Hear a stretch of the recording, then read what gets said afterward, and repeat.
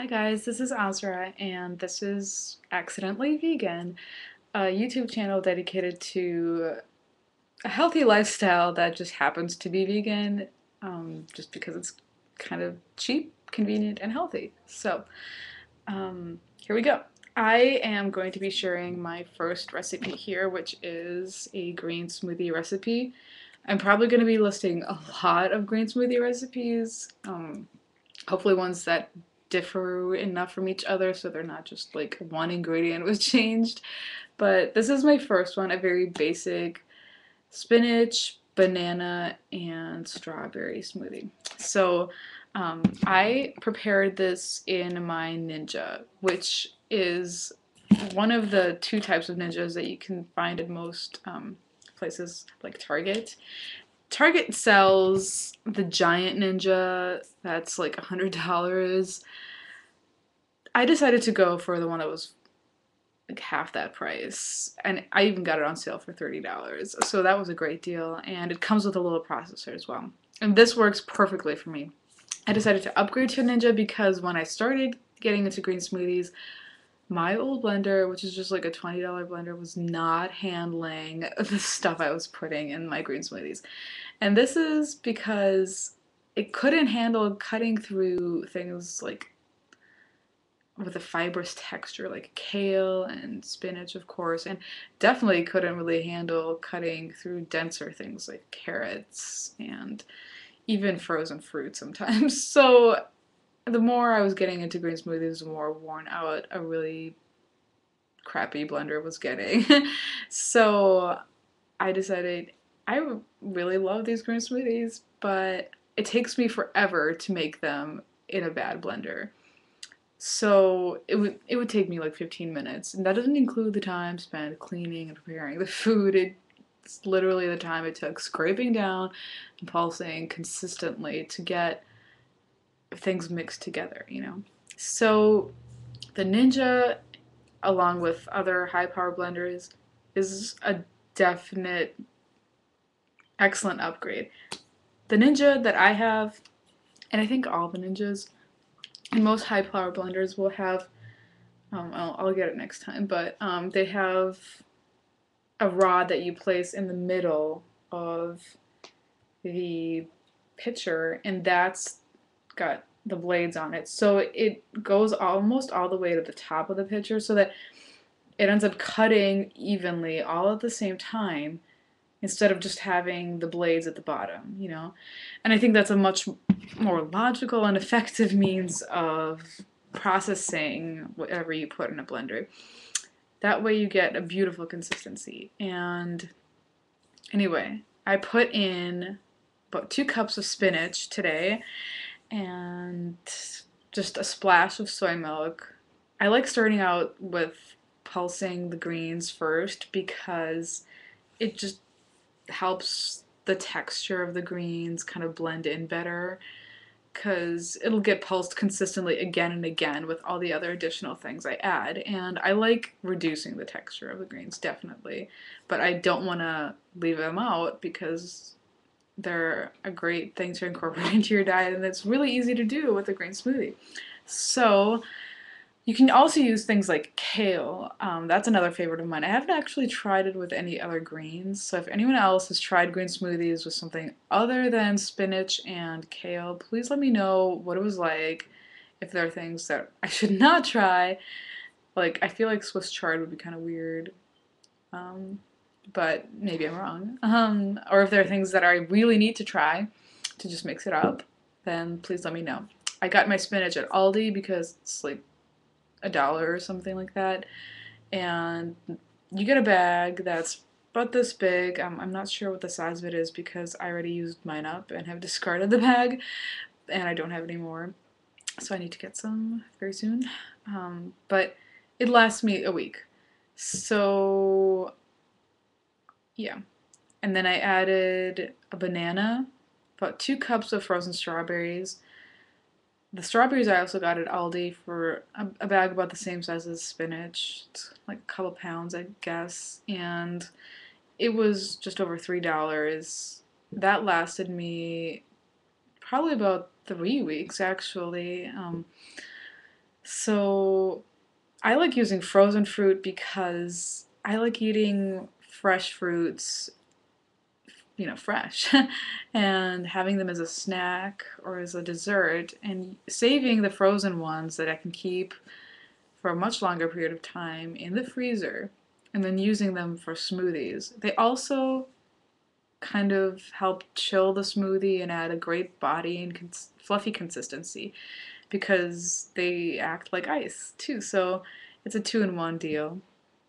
And I added chia seeds as well. So chia seeds are a really great complete protein and full of high quality, saturated fats that are important in someone's diet, but um, at the same time, they're not something that you want to get too much of because I think it's like 3 tablespoons of chia seeds are 150 calories and like 25% of your daily fat intake. So in moderation, yeah, that they're excellent. And they're like 9 grams of protein. So they're also really expensive though. I was fortunate enough to bring my bag from Minnesota, where I'm originally from, because I visited there during the holidays and my parents bought me the bag. And yeah, so I brought that home with me, but I haven't bought any here of my own. I've just been using flaxseed. So flaxseed is another thing you can add that's going to add excellent body, protein, nutrients like lignans, fiber, of course. It has similar properties to chia, but it's less caloric and has a little bit less fat as well. So you can use that. And I think everyone should be, you know, consuming like 3 tablespoons of flaxseed a day. If that's a lot of fiber for you initially, first of all, that's an indicator that you're lacking a lot of fiber in your diet. Secondly, you're welcome to build it up. I had a friend who tried a green smoothie I had once, and I put in probably like, I don't know, like 3 or 4 tablespoons total, and he and I split that smoothie. And he he said it was a lot for him, like not taste wise, he loved the taste, but he said that he was having to use the, the restroom more.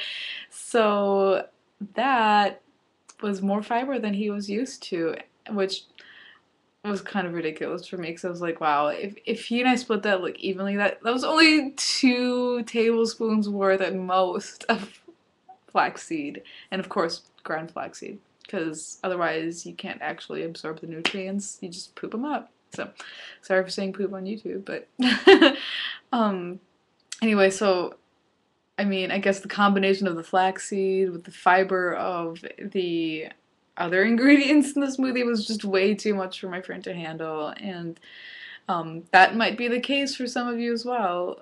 If it is the case, start out light. Start by trying your flaxseed inside something like oatmeal, and then you'll learn very quickly how much you can handle, how much of that texture flavor, which is kind of a nutty flavor, similar to if you like grind up nuts kind of flavor, and how much fiber you can handle. So I am really used to maybe an inordinately large amount of fiber ever since I became vegetarian about 2 years ago now. I, built up an increasingly large tolerance for fiber, and I probably use something like 4 or 5, maybe, tablespoons of flaxseed this time. I also recommend using flaxseed instead of chia if you're having a post-workout meal or a smoothie for a meal, because the flaxseed is going to have less fat, and after a workout, fats, even the good types, are something that aren't like the best recovery type of meals. So save the fats for later in the day after a workout. You do want the protein though. So if you're going to be adding anything like this to add nutrition and volume to your smoothie, flaxseed would be a better bet than chia. At least that's just what I feel. And yeah, I added What else did I add? Oh, I added cinnamon. Yeah, cinnamon. Because it's a great flavor booster and it also helps control blood sugar levels. If, again, you feel like it or if you just want a post-workout meal, you can add any sort of protein mix. Sometimes after a workout, I like to add protein powder.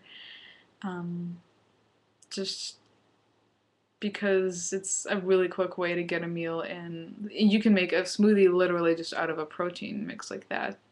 But um, when I do make protein mix smoothies, I always just toss in greens because they feel like why not, right? So anyway, I want to show you kind of the consistency here. This is the consistency I came up with. Literally, it's kind of like ice cream, which is awesome because I am lactose intolerant. I'm also allergic to milk protein, and um, it kind of works out for being accidentally vegan, right? So this is wonderful because it gives me the satisfaction of a dessert, and it's a, basically a whole meal in here. So there's, nothing to feel guilty about here. It's just really delicious. So I recommend that everyone tries green smoothies if they haven't, as I'm talking with my mouth full of food, because they're just so unbelievably delicious. I don't know anyone who's had a green smoothie that I've made that has not liked it. I'm sure there are some people who have made terrible green smoothies because they haven't balanced the fruit to vegetable ratio or even to the greens ratio, but once you just play around with it, it's miraculous. So, yeah, and I always have things like chia, or not chia. This is the first time I've had chia in like months, but I always have flaxseed on me, and I always have spinach or another green, and some sort of milk. So really the only things you need to get are the fruit and, well, depending on what kind of green you like, you get that. So the rest of it you pretty much always have in your kitchen, which is awesome because you're going to be using it in one form or another, and together you've got this amazing dessert meal. So now that this has taken me an inordinately long time to fill, I now know why people get carried away on YouTube. But anyway, I thought I'd just share that with you guys, and if anyone has any requests, suggestions, or just random rants even that they won't really want to get off their chest, please let me know, and I'll try to accommodate you as best I can. Alright, have a wonderful day. Bye-bye.